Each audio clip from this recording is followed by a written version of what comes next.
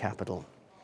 Well, the Federation Council has also called for Russia to recall its ambassador from the US because of President Obama's aggressive rhetoric. Kana Chichkan has the details.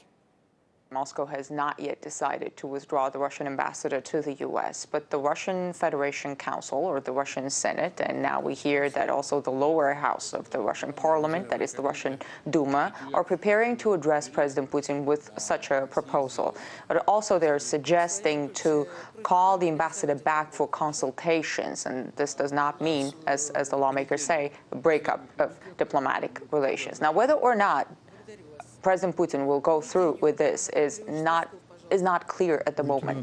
There has been no U.S. reaction to this specific news about the possibility of withdrawal of the Russian ambassador. But the White House has steered tensions on Friday when President Obama said Russia would pay if it interfered in Ukraine. Take a listen. We are now deeply concerned by reports of military movements taken by the Russian Federation inside of Ukraine.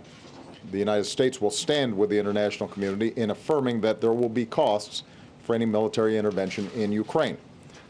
President Obama had earlier said if Russia does intervene militarily, he would reconsider his trip to Russia in June for the G8 summit.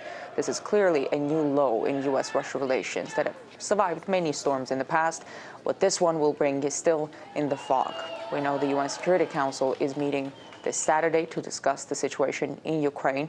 What's happened in Kiev with the armed takeover of power does not easily fit into the framework of international law. In fact, from a legal standpoint, it was a power grab. Of course, then people mix emotions, take sides, and call it different names. But for as long as there is no elected power in Ukraine, it's a volatile situation where people who do not agree with the takeover of power that took place in Kiev feel left out of the political process. So a lot for the UN Security Council to discuss. The U.S. is expected to use the UN Charter's territorial integrity principle to press Moscow not to intervene.